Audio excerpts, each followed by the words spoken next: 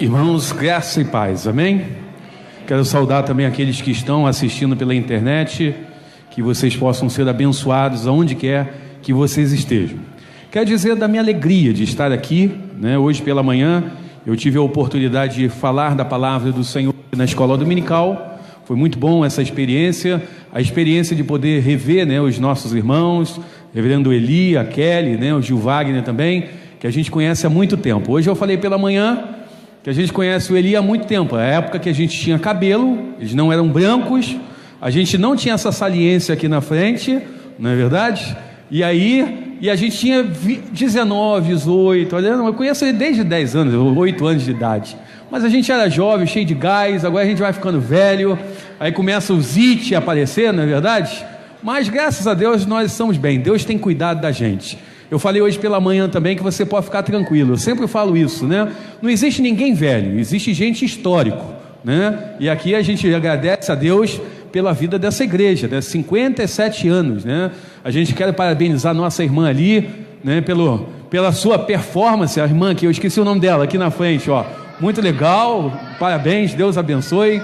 A irmã e a outra que estão aqui desde o início, é luta, e eu certamente, se vocês conversarem com elas, vão olhar para trás, e elas vão dizer, e como todos vocês devem dizer, né?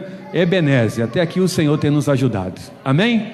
Porque quando a gente pensa na trajetória de uma igreja, não é fácil, vai ter luta, vai ter dificuldade, a gente vai passar por momentos de perdas, momentos onde Deus também vai acrescentar aqueles que vão sendo salvos, né? Momentos de desafios, e a gente, como uma comunidade, a gente se alegra junto, e a gente em alguns momentos também sofre junto, não é verdade?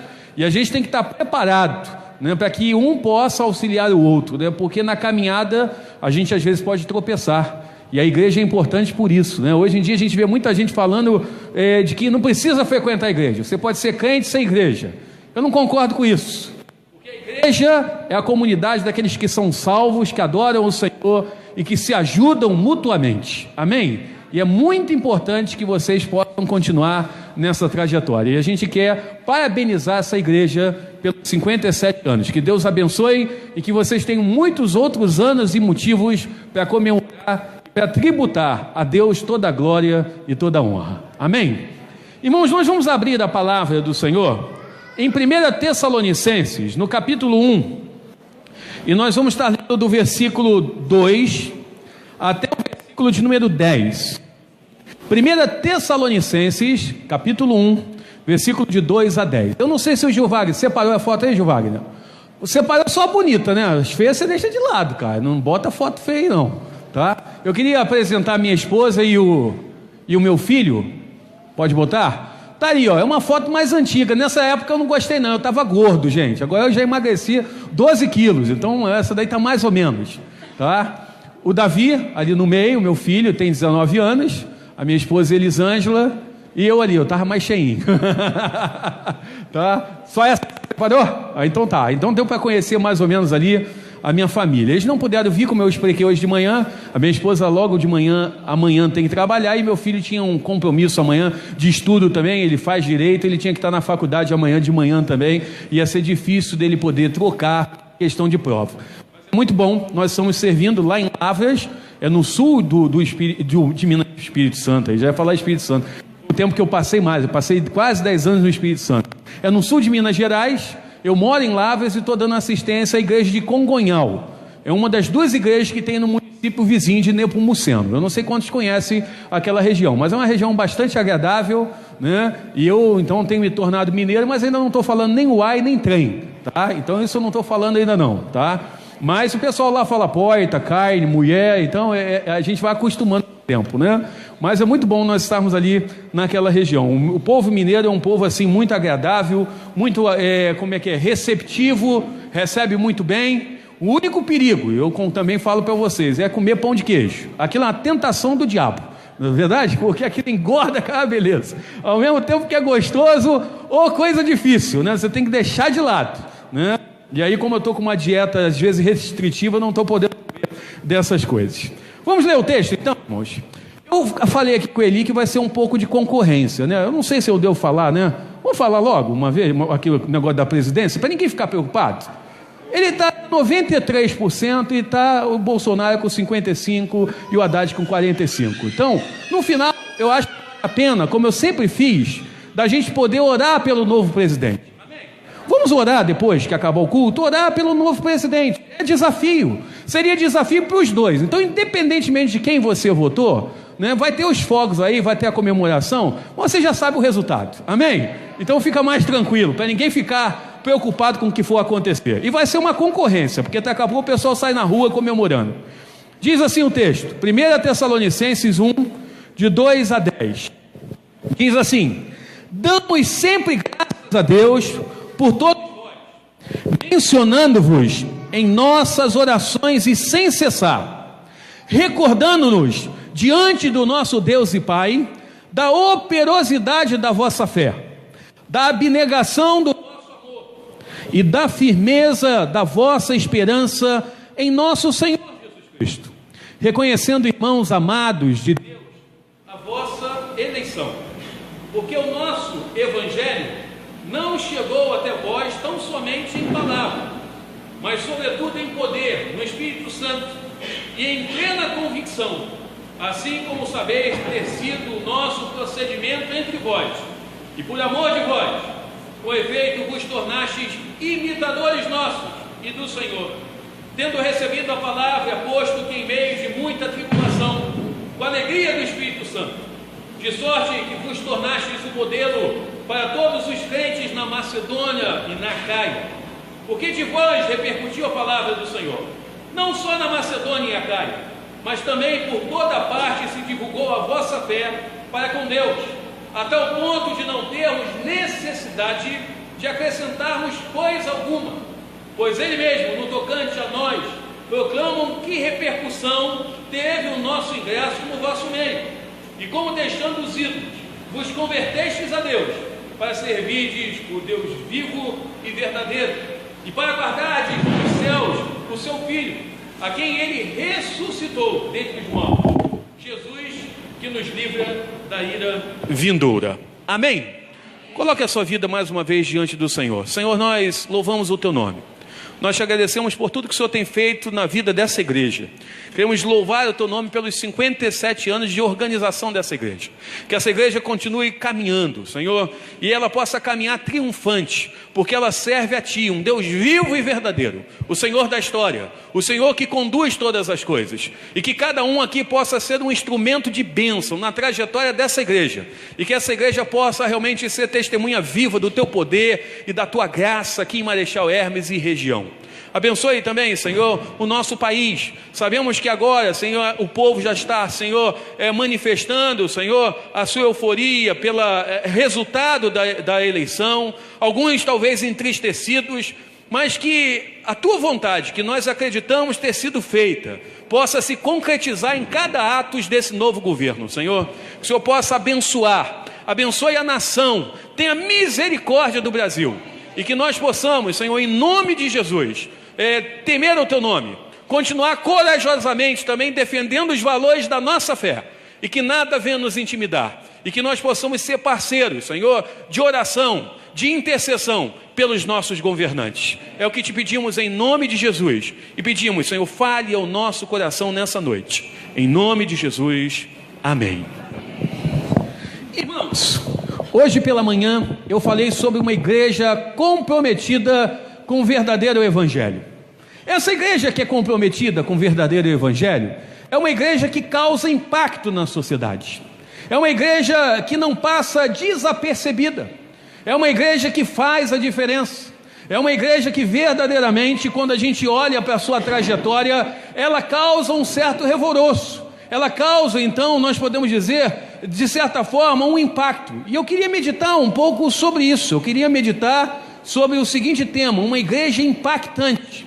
Quando a gente olha para esse texto que acabamos, então, de ler, esse texto não pode ser lido sem a gente chegar e olhar para o texto de Atos 17.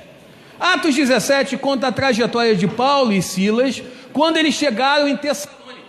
Eles tinham acabado de sair de Filipos. E a cidade de Filipos era uma cidade onde eles encontraram bastante dificuldade. E eu fico pensando o que passou na cabeça de Paulo. Paulo, então, um pouco antes de chegar na região da Macedônia, e a primeira cidade que ele entra é justamente Filipos, ele tem uma visão. E ele tem uma visão de alguém que falava: passa a Macedônia e ajuda-nos. E ele diz, então, no testemunho diante do rei Agripa, que diante dessa visão ele não foi desobediente, pelo contrário, ele fez o que Deus tinha mandado através dessa visão. E ele então vai e chega em Filipos. E aí nós podemos ter a impressão que quando a gente está fazendo teoricamente a vontade de Deus, tudo vai dar certo. Não é essa a impressão que a gente tem? Mas é interessante que se a gente olhar humanamente falando para a vida de Paulo, a gente vai vendo que de cara ele já encontrou um monte de problema. Ele encontrou então perseguição, ele encontrou pessoas que se opuseram à sua mensagem, ele foi preso, ele foi colocado no cárcere inferior. É interessante, no original, alguns falam que o cárcere é inferior, e traduzindo, baseado nas histórias, naquilo que era o contexto do tempo, seria o esgoto da prisão, seria o pior lugar. E é interessante que Paulo e Silas é colocado nesse lugar. E ele então, em vez de reclamar e dizer que a vida era difícil, que Deus o tinha abandonado, que Deus tinha deixado ele de lado, o que é que eles fizeram? Eles adoraram o Senhor, eles louvaram o Senhor, eles reconheceram que o Senhor era soberano, eles foram libertos daquela prisão. Ali começa então uma igreja que já tinha Lídia convertida, a jovem então adivinhadora que tinha sido expulso o demônio dela, algumas pessoas que tinham seguido, e agora também a família do carcereiro. E Paulo sai de Filipos e ele vai então para a cidade de Tessalônica. Era uma cidade assim muito importante, era uma cidade rica, era uma cidade próspera, era uma cidade que se destacava justamente pela sua posição geográfica. Mas é interessante que quando Paulo chega em Tessalônica, a sua fama foi na frente, irmãos. E é importante isso, né? Que a nossa fama, às vezes, possa nos preceder, mas de maneira positiva. Amém? Claro que aqui eu vejo o que falaram de Paulo, apesar que era pejorativo quem estava taxando Paulo, né? Eles estavam falando que Paulo era tumultuador, ele era baderneiro, mas eu creio que a gente pode ver isso como algo positivo. Paulo chegou em Tessalônica e todo mundo dizia: lá vem aquele que tem transtornado o mundo com a mensagem do Evangelho. E nós precisamos ser uma igreja assim. Por exemplo, eu vou destacar aqui, na Nova Almeida diz assim: esses que promovem tumulto chegaram entre nós. Os primeiros fala no texto ali em Atos, capítulo 17, versículo 6, esses que têm transtornado o mundo. Depois então, na versão nova atualizada, Almeida diz: esses que promovem tumulto. Na nova linguagem de hoje, esses que têm provocado desordem chegaram entre nós. Na nova viva em português, esses homens que viraram o resto do mundo de cabeça para baixo chegaram entre nós. E aí, na viva, esses homens que têm causado alvoroço chegaram entre nós. Ou seja, irmãos, todas as definições têm a ver com aquilo que a igreja deve ser no mundo, irmãos. A igreja deve impactar, a igreja deve realmente passar, não de maneira desapercebida, pelo contrário, ela tem que ser percebida pela sua mensagem e por aquilo que ela faz. Muitas vezes me preocupa que quando a gente vê as igrejas hoje, às vezes elas são mais conhecidas pelos escândalos que acontecem no nosso meio do que pelas coisas boas que a gente é capaz de fazer levando o Evangelho de Cristo. Isso me preocupa, porque às vezes são escândalos financeiros, são escândalos morais, são negociatas, são armações, são coisas que às vezes a igreja está envolvida e que não deveria. Nós deveríamos estar envolvidos simplesmente em pregar o Evangelho, anunciar Jesus, anunciar a verdade. Mas eu quero dizer uma coisa muito importante: no mundo que nós estamos vivendo, anunciar a verdade vai ser um momento de você ter que se chocar e chocar com uma realidade presente. Então, o que é impacto? É o choque entre dois corpos. E se você então é comprometido com o Evangelho, ao pregar o Evangelho, a pregar a verdade, você vai se chocar com o mundo que está lá fora e que não acredita na verdade. Então vai ser um choque, vai ser um impacto. É interessante que às vezes quando você está viajando, e eu por morar fora, do Rio de Janeiro, meus pais, como foi falado aqui pelo reverendo Eli, moram aqui, meu sogro, minha sogra também. Então a gente está sempre viajando para o Rio, pelo menos 4 vezes no ano eu venho. Eu não venho mais porque às vezes é longe, E aí o pessoal inventou pedágio, gasolina cara, álcool caro, tudo caro, então nem sempre dá, não é verdade? Mas eu sou carioca, nascido em Madureira, então minha terra é aqui, apesar de eu estar em Minas, né? Então não tem como você esquecer. Mas às vezes você está viajando, você presencia vários acidentes feios, acidentes fatais. Eu sempre louvo a Deus porque nesses 23 anos quase, viajando para cima e para baixo, nunca me envolvi num acidente grave, né? Deus tem me guardado, Deus tem me protegido. E outras mais viagens que eu fiz pela igreja presbiteriana, por outros lugares aí. Então Deus guarda. Mas às vezes vem um impacto violento de um carro com outro. E esse impacto às vezes é o quê? É destruidor, não é verdade? E principalmente para aquele que é o mais fraco. Não é assim? Só que, irmão e irmã, eu e você como igreja não somos a parte mais fraca. Vocês creem nisso? Amém? Nós não somos a parte mais fraca. Às vezes a gente vai ter que impactar com o mundo, ter um impacto com a realidade que está lá fora. Mas a palavra de Deus diz: maior é o que está em nós do que o que está no mundo. Amém? Maior é o que está em nós. Ainda que a igreja tenha que se impactar, bater de frente com essa realidade, nós podemos crer que Deus não nos abandona. O maior está do nosso lado. Eu sempre costumo dizer, ainda que nós sejamos eu e Deus, se Deus estiver do meu lado, eu sou maioria. Amém? Pode ser eu e Deus, se Deus estiver do meu lado, eu sou maioria. E eu não posso me intimidar. Quando a gente olha então para a vida de Paulo e de Silas, eles não se intimidaram. Eles não se intimidaram. Pelo contrário, eles chegaram lá causando um impacto muito grande. Mas para que a gente possa ser essa igreja que causa impacto, nós temos que aprender algumas coisas com esses irmãos de Tessalônica. Paulo ele cita algumas questões e algumas características dessa igreja que mostram o que é ser uma igreja que causa impacto na sociedade. A primeira lição nós aprendemos no versículo 3. Para que nós sejamos uma igreja que causa impacto, nós temos que ter uma fé que se traduz em obras. Amém? Uma fé que se traduza em obras. Nós estamos vivendo num mundo de muita teoria, irmãos. Eu estou estudando, como eu falei, né? Depois de ter feito mestrado em teologia e feito pós-graduação em algumas áreas, agora eu estou estudando história.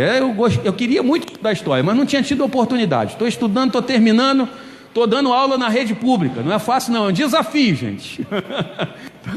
É um desafio. Mas a gente está lá. E eu gosto muito da história. Mas uma coisa que me chama a atenção no mundo da educação e no mundo lá fora é um mundo cheio de teorias. Só que a palavra de Deus não é uma teoria. A palavra de Deus é uma verdade. E é uma verdade que eu tenho que crer de forma absoluta. Todas as teorias, elas são então alvo de crítica. Elas são alvo então de questionamento. Mas a palavra de Deus é algo para a gente poder acolher com fé. E isso não pode simplesmente ficar na teoria. Isso tem que se traduzir em obras. Alguns teólogos, não sei o que passa na cabeça deles, inventaram algum tempo atrás que Tiago e Paulo entraram em confronto, porque Paulo falava que nós não somos salvos pelas obras. Não é só Paulo que fala isso, a Bíblia toda fala sobre isso. Nós não somos salvos pelas obras, mas a Bíblia fala que nós somos salvos para as obras. Amém? E Tiago fez um desafio para aqueles que entenderam errado a mensagem de Paulo. Entenderam errado a mensagem de Paulo. Achavam então, já que eu não sou salvo pelas obras, eu não preciso fazer nada. Eu preciso simplesmente, eu sou um eleito de Deus, eu sento no meu cantinho, canto aquela música, eu no meu cantinho e tu no teu, fico quietinho lá, né, dentro da igreja, né, não preciso produzir nada, né, fico anos e anos repetindo a mesma experiência, não produzo nada. Sou uma figueira o quê? Sem fruto. O grande problema é a gente secar e ser lançado na fogueira, né? Não é verdade? Tá? Jesus deixou bem claro isso. Então, eu tenho que produzir. E eu costumo dizer que obras e frutos são sinônimos na literatura bíblica. São sinônimos na teologia. Se eu aceitei Jesus, a minha vida tem que produzir alguma coisa. E essa igreja diz o versículo 3. Paulo diz assim: recordando-nos diante do nosso Deus da operosidade da vossa fé. É uma fé operosa, é uma fé que funcionava. E Tiago chega a desafiar na sua carta e dizer assim: eu desafio alguém que diz que tem fé e não tem obras, a mostrar a autenticidade dessa fé. Porque eu só acredito na autenticidade da fé, alguém que diga que tem fé e que isso seja traduzido o quê? Em obras, em frutos. Então, nós não podemos ficar no campo da teoria. Eu costumo dizer que toda e qualquer teologia que simplesmente nos leve a pensar sem andar, nos torna um crente cabeção, com muito conteúdo, mas com pés pequenos. E tem muita gente ensinando esse tipo de teologia por aí. Uma teologia que faz o cara ter uma cabeça desse tamanho, um conhecimento tremendo, mas o pé dele é mirrado, porque ele não sai do lugar. Ele não sai do lugar, ele não vai a lugar nenhum. A teologia tem que ser prática. A teologia tem que ser prática. E você, para transformar uma teologia prática, você não precisa ir para o campo do comunismo, do socialismo, porque tem muita gente que acha que é esse tipo de teologia que funciona. Quando eu sou crente, eu tenho uma teologia prática que se traduz em obra, em mão estendida ao próximo, em abençoar aqueles que estão sofrendo, mas principalmente abençoar com a melhor coisa que pode existir, que é ele poder conhecer que a verdade liberta. Não é simplesmente que eu vou dar uma assistência, que eu vou simplesmente atender aquele momento de desespero e despedir ele, e ele vai para o inferno. O que adiantou esse evangelho? Nós temos que pregar um evangelho que possa transformar, e é só o verdadeiro evangelho que tem essa capacidade. E nós não podemos simplesmente crer, mas quem diz que crê tem que botar o pé lá fora, tem que andar, tem que viver o evangelho, tem que vivenciar da graça de Deus, tem que fazer a diferença. Mas a segunda coisa, que se traduz na vida dessa igreja, uma igreja que impacta, é uma igreja que é firme na esperança. Amém? Uma igreja que impacta, ela sabe para onde olha e para quem olha. Nós olhamos para aquele que é o autor e consumador da nossa fé. Diz o versículo 3, Paulo também se recordava da firmeza da vossa esperança em nosso Senhor Jesus Cristo. Às vezes, olhando para essas eleições desse ano, me parecia que a gente estava elegendo um novo Messias, se bem que o Jair Bolsonaro tem Messias no nome, mas ele não é um Messias, gente. Tá? Ele não é Messias. O verdadeiro Messias é Jesus, amém? Tá? Mas eu tinha essa impressão, que parece que a gente estava votando para o novo Messias, para o Salvador da pátria. Gente, se você votou dessa maneira, você corre um grande risco de se decepcionar. Não que eu esteja dizendo que ele é ruim, que ele é isso, que é aquilo, não é nada disso. Mas todo homem é falível, eu e você. Eu não posso confiar nem em mim mesmo. Não posso confiar nem em mim mesmo. Paulo dizia assim: aquele que esteja de pé, veja que não caia. Toma cuidado. Quando você acha que confia muito em você. Nós estamos elegendo um presidente. E um presidente, ele só pode realmente ser um bom presidente se tiver uma igreja, ainda que ele seja ímpio, que entenda que ele pode ser usado por Deus, e aí ela ora por ele. É assim que muda as coisas. Mas muitas pessoas, esses dias eu falei no rádio, e eu perguntava na rádio: em quem está a tua esperança? Em quem está a tua esperança? Se a sua esperança está nas coisas visíveis, elas vão passar. Se a tua esperança está naquilo que você possui, a traça e a ferrugem vai corroer. Se a tua esperança está nas pessoas, elas correm o risco de te decepcionar. Mas se a sua esperança estiver no Senhor, ela se renova todo dia, porque grande é a misericórdia de Deus, grande é a fidelidade de Deus. Se a tua esperança estiver no Senhor, a esperança nunca vai ser a última que morre. O pessoal fala isso lá fora, né? A esperança é a última que morre. Não, se a sua esperança estiver no Senhor, a esperança não morre jamais. Amém? Porque nós cremos num Deus vivo, que ao terceiro dia ressuscitou. Não é um Deus que vai reinar, não, é um Deus que já reina. Eu gosto muito de uma expressão que o reverendo Hernandes usa, que ele diz: o túmulo está vazio, mas o trono está ocupado. O trono está ocupado com aquele que é o Senhor de todas as coisas, aquele que é o dono da nossa vida. A nossa esperança tem que ser no Senhor. Paulo chegou a desafiar que sua esperança não é no Senhor, e ela não está baseada no cerne da nossa teologia, que é a ressurreição de Cristo. Sabe o que é? Você é infeliz, e você é o mais infeliz de todos os homens. É isso que Paulo falou. A nossa esperança se renova porque ela está no Senhor. Essa igreja tinha esperança. Essa igreja acreditava na palavra. Essa igreja tomava a palavra como a única regra de fé e prática. Essa igreja se alegrava. Uma igreja que estava baseada numa cidade de muita idolatria. Havia muita idolatria. Diz o texto que eles chegaram ao ponto de queimar os seus ídolos, mostrando a sua fé, mostrando a sua dedicação completa ao Senhor. E quando eu fico pensando numa cidade como Tessalônica, Filipos, Efésios e Corinto, não era simplesmente um pouquinho de ídolo, não, eram muitos altares, eram ídolos para tudo quanto é tipo. É só você pegar lá na literatura, se você não tiver acesso à literatura da mitologia grega, é só você chegar lá no Google, puxar mitologia grega. A maioria dessas cidades eram cidades gregas que acreditavam que para cada manifestação da natureza havia um... Imagine quantos ídolos e quantos deuses eles tinham. E aí quando nós vemos eles tendo uma atitude nova, a esperança não estava no Deus que controlava o sol. A esperança não estava no Deus que controlava a chuva. A esperança, desculpe, não estava no Deus que controlava o tempo, o amor, a colheita. Agora a esperança estava num Deus que era superior a tudo isso e que controlava e dirigia todas as coisas. Amém? Ele toma conta da nossa vida, Ele é o Senhor. Vocês já pararam para pensar? Quantas vezes a gente fala que Deus é o nosso Senhor, mas a gente às vezes fala isso da boca para fora? Porque se Ele é o Senhor, Ele é o dono de tudo. Quem manda na minha vida não sou eu, é Ele. E o grande desafio, eu gosto muito de uma expressão, né, do Rick Warren, que ele fala num dos livros que ele escreveu, que o primeiro chamado de Jesus todo mundo quer. Sabe qual é o primeiro chamado de Jesus? Venha a mim, todos vós que estáis cansados e sobrecarregados. Quem não está cansado, quem não está levando um peso maior do que pode carregar, quem não está estressado, quem não está cansado, não é verdade? Isso todo mundo quer, alívio todo mundo quer. Mas é o último chamado de Jesus, aquele que quer seguir a mim, tem que tomar a sua cruz. E traduzindo, aquele que quer me seguir, ele tem que tomar a sua cruz e morrer. Isso a gente quer? Morrer para si mesmo. Morrer para os seus objetivos, morrer para aquilo que você coloca a sua esperança.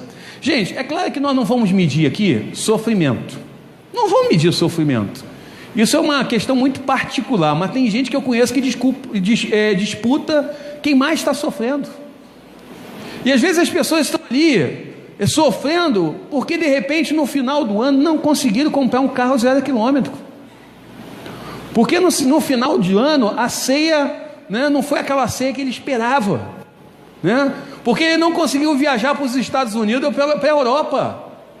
E tem gente às vezes entrando num desespero por causa disso. Paulo dizia assim: se você tem o que comer, o que se vestir, dê glória a Deus, seja grato.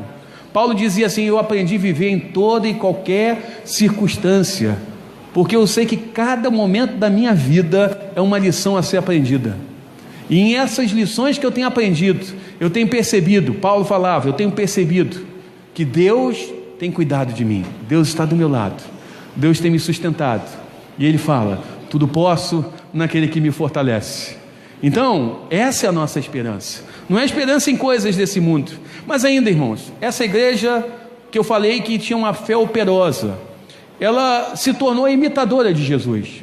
Uma igreja que causa impacto é uma igreja que se torna imitadora do Senhor Jesus. Olha o que diz o versículo 6: com efeito vos tornastes imitadores nossos e do Senhor. E aí Paulo começa a falar da abnegação da fé deles, e aí a gente aprende sobre a abnegação com Cristo. Paulo escreveu aos Filipenses: tende em vós o mesmo sentimento que houve também em Cristo Jesus, que ele, sendo Deus, não usurpou o ser igual a Deus, pelo contrário, ele se colocou na posição de servo. Isso me faz lembrar o momento onde Jesus então tira a sua roupa, fica só com aquela parte, talvez que fosse uma roupa para ser usada só no momento de intimidade, e ele então se coloca diante dos discípulos, pega uma vasilha de água e começa a lavar os pés dos discípulos. E é interessante que ali ele se colocou na posição do menor servo. Historicamente haviam servos, escravos que não serviam para outra coisa, que não fosse ficar na porta da casa do seu senhor, um homem muito rico, e ele tinha uma obrigação: lavar o pé do viajante que chegava. E ele então estava ali, era o escravo mais barato, era o escravo que no mercado estava em liquidação, gente, literalmente era assim, não custava grande coisa, porque ele não sabia fazer outra coisa. Jesus se colocou na posição do menor servo. E aí essa igreja aprende a servir, Essa igreja começa então a aprender que nós temos que seguir a Jesus e aprender com Ele como é o serviço, como que nós devemos servir uns aos outros. E Jesus falou assim, que vocês possam lavar os pés um dos outros. Isso não é base bíblica para a gente fazer cerimônia dos lava-pés, né? Mas isso é um sentido de que nós devemos estar sempre pronto a servir o nosso irmão, a servir o nosso irmão. E a gente vê que muitas pessoas fogem disso. É muito interessante você ser servido. Quando eu saí de férias, o Elias esses dias foi para o hotel, foi lá passear, tá, é muito bom você ter alguém. Um dia eu fui num lugar que tinha um cara que ficava do meu lado, e eu não sabia disso. Ele chegou, se apresentou: eu sou o responsável por servir essas 3 mesas aqui. Caramba, eu não tinha nem sossego, que eu ia pegar no copo, ele já enchia meu copo. Eu ia fazer isso, ele já tirava o prato. Eu falei assim: pô, me dá um tempo aí, cara, deixa eu quando eu precisar eu te falo, pô, porque eu estava me sentindo sufocado, ué. Você está acostumado a fazer as coisas, tem um cara que não deixa nem você respirar, ué, do seu lado. Eu falei assim: pô, isso é muito chique, isso não é para mim não. Tá? Eu nasci no subúrbio do Rio de Janeiro, isso não é para mim não, mas tudo bem. Aí a gente vê como é que é o conforto, né? E aí a gente vai vendo esse tipo de coisa acontecendo. Jesus, ele se colocou na posição de poder servir. Por que você está aqui? Ninguém está na igreja para ser servido, irmãos. Nós estamos na igreja para servirmos uns aos outros. Amém? E servir uns aos outros não é fácil. Não é fácil. Porque a gente pensa que servir uns aos outros é simplesmente no momento que vai servir a ceia, fazer algum bem. Não, é você estar disposto a ajudar aquele que precisa. Você está disposto a levar o fardo dele, né? A Bíblia diz: cada um leve o seu fardo, mas às vezes quando nós temos que trocar o fardo um com o outro, não é verdade? E ele diz assim, ao mesmo tempo que diz que cada um leva o seu fardo, diz assim: carregai as cargas um dos outros. E eu entendo desse texto da seguinte maneira: irmãos, às vezes eu reclamo demais, eu falo assim: ah, minha vida está difícil, esse fardo está tão difícil. Aí o irmão fala assim: vem cá, carrega um pouquinho o meu aqui, né? Me ajuda aqui a carregar um pouco o meu. Não, tá bom, vamos trocar. Aí eu falo assim: não, me dá o meu de volta. Me dá o meu de volta, eu tô achando que tá difícil. Pô, fui carregar o fardo dele, não aguento não, fica com o seu que eu fico com o meu, né? Não é assim? Às vezes a gente precisa dessa experiência. Eu lembro de uma irmã de uma igreja que eu pastoreei. Ela tinha um problema muito grave, até hoje ainda tem, de depressão. A gente sempre está orando por ela. Mas ela um dia entrou no meu gabinete e ela ficou ali simplesmente mais 2 horas reclamando da vida. Gente, aí isso se tornou uma constante. Toda semana ela vinha, eu falei assim: tá demorando a chegar. Acabou. E ela reclamava da vida. Reclamava da vida. Um dia eu estourei. Eu fazia o serviço de capelania no hospital evangélico. Eu falei assim: minha irmã, você acha que você é a maior sofredora do mundo, né? Ela falou: eu acho. Eu nunca vi ninguém sofrer como eu sofro. Eu falei assim: você nunca viu? Eu quero fazer um desafio para você. Na terça-feira você pode fazer uma visita comigo no hospital? Ela falou: posso, mas a gente vai lá na... O pessoal está com câncer. Quer ir lá? Vamos lá? Vamos. Gente, aquela mulher, quando saiu, eu levei ela no pior lugar. É o pessoal que estava no isolamento. Tá? No isolamento. Nos últimos momentos de vida. Aquela mulher saiu de lá chorando. E ela falou assim para mim: pastor, eu não reclamo mais da vida. Eu falei: a gente às vezes acha que reclama de tudo e que a gente é o maior sofredor. É só você olhar, porque tem gente sofrendo muito mais do que a gente. Amém? E a gente precisa entender isso. Então eu preciso estar pronto a servir, a me colocar à disposição do irmão. Mas não só isso, irmãos. Outra coisa que nós vemos na vida dessa igreja: uma igreja que impacta é uma igreja que recebe a palavra de Deus com alegria. Amém? Como é que você recebe a palavra de Deus? O texto diz aqui, versículo de número 6: tendo recebido a palavra, posto que em meio de muita tribulação, com alegria do Espírito Santo. Tem muita gente que esquece de um texto que está lá em 1 João: os mandamentos de Deus não são penosos. Mas tem muita gente que às vezes eu acho que fica com um sentimento que antes de aceitar a Jesus deixou muita coisa para trás, e sempre fica aquele sentimento de frustração: eu estou servindo a Jesus, mas eu tive que deixar o baile. Eu gostava tanto do meu baile, gostava tanto da minha bebida, gostava tanto das minhas saídas, e agora eu tenho que ser uma nova criatura, eu tenho que ser diferente, tenho que ficar quietinho no meu canto. Eu não aguento esse negócio não, e começa a se reclamar: não, mas isso é muito difícil. Hein, irmão, já viu gente da igreja que o pastor está pregando a palavra, aí o camarada chega e fala assim: ô pastor, na minha opinião, eu acho, isso é um perigo, né? Achismo. Eu acho que esse negócio não é para o nosso tempo, não. Isso foi para o tempo de Jesus, foi para o tempo dos apóstolos. Irmãos, a palavra de Deus mudou. A palavra de Deus mudou, gente? Quem mudou fui eu. Aquilo que foi para o passado serve para mim, e eu não posso fugir dessa responsabilidade. Muitas vezes eu vejo crente, eu vou falar um negócio aqui, eu não combinei nada com ele, tá? Então não tem recado para ninguém, pode ficar tranquilo, tá? Eu nem tive tempo de conversar com Eli, né? Entendeu? Tá? Então não tem recado para ninguém. Mas às vezes eu vou pregar em umas igrejas, eu vejo os crentes fazendo assim: opa, essa não é para mim não, foi para o fulano, tá lá atrás ele. Opa, não, pera aí, é para o ciclano. Opa, não, o pastor mandou em direto, é para o Beltrano. Parece que a gente vai mandando um torpedo daqui, o pessoal vai saindo da reta, né? Vai saindo assim de lado para não pegar nele, né? Aí então no final do culto fala assim: pastor, que mensagem, pena que o fulano não estava aqui para ouvir. Não é assim? E se nós estamos aqui é porque é gente que tem que ouvir, gente. Eu costumo dizer que o primeiro a tomar cacetada é o pastor. Eu já briguei com Deus em alguns momentos de dizer assim: Senhor, hoje eu não vou pegar isso não, que isso? Eu vou falar isso, o pessoal vai chegar lá na porta, vai me fuzilar. Eu vou falar não. E Deus fala. E eu falei: eu sou o primeiro a sofrer, gente. Eu sou o primeiro a sofrer, a tomar cacetada. E a gente às vezes tem uma impressão que está tudo bem. Que nós estamos arrebentando. E Deus está falando conosco. E Deus às vezes usa uma criança, né, para falar. Deus usa uma pessoa. Uma das experiências mais marcantes que eu tive foi de um irmão que fazia parte de uma igreja que eu pastorei. E aquele irmão era conhecido como pau para toda obra. O irmão tivesse que carregar um caminhão de areia para o terceiro andar da igreja que estava em obra, ele carregava, tá? Um dia eu não pude estar, pedi assim: não, o senhor pode dirigir a reunião de oração? Ele falou: posso? Botei ele. Aí aconteceu que no meio do caminho eu consegui chegar na igreja, e ele falou assim: pastor, a palavra está com o senhor. Não falei: não, você vai dirigir. E eu nunca fui tão edificado, irmãos, como aquele homem simples, que mal sabia ler, aprendeu a ler na Bíblia, e ele pregou uma palavra que me marcou a vida, né? Falando da sua experiência. E eu fico imaginando que às vezes Deus usa pessoas assim. E eu conheço gente cheia de teologia, cheia de conhecimento, e às vezes não sabe traduzir aquilo que Deus quer falar, ou de repente, né, às vezes está fugindo da responsabilidade. Agora voltando ao que eu estava falando, como que você tem recebido a palavra de Deus? Ela tem sido motivo de alegria para a sua vida, ou tem sido motivo de peso? Tem muita gente que faz de caixinha de promessa, e a teologia que ele vive é de caixinha de promessa. Só que Deus não fez promessa só de bênção, Deus fez promessa de castigo, de maldição, né?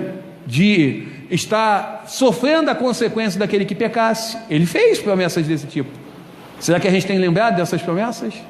A igreja diz, então, eles receberam com alegria, a alegria. E é muito importante que nós tenhamos essa alegria de saber que os mandamentos de Deus não são penosos. Mas para a gente poder terminar, eu peço até desculpa ao Eli que passei alguns minutos. Diz aqui, versículo 7: de sorte que vos tornastes um modelo para todos os crentes. Irmãos, uma igreja que imitava Jesus, que tinha uma fé que se traduzia em obras, uma igreja que recebia os mandamentos de Deus com alegria, ela se tornou uma igreja exemplar, ela se tornou uma referência. E é muito importante que você tenha esse tipo de conhecimento. Você não está aqui em Marechal Hermes por acaso. Deus te colocou aqui. Deus tem um propósito na sua vida. E diz o texto, o versículo: eles vos tornaram modelo para todos os crentes da Caia, para toda a Macedônia, para toda aquela região, ao ponto de Paulo dizer assim: eu não tenho mais nada a acrescentar. O evangelho que vocês estão vivendo é um evangelho realmente intenso, um evangelho de compromisso. Irmãos, eu fico imaginando que a segunda carta que Paulo escreveu mostra que esse evangelho que eles viviam era tão intenso que eles até radicalizaram. Eles achavam que Jesus ia voltar logo, começar a vender suas propriedades, parar de trabalhar, porque a prioridade é Jesus. A prioridade é que Jesus vai voltar. A prioridade é o reino. A prioridade não é minha vida.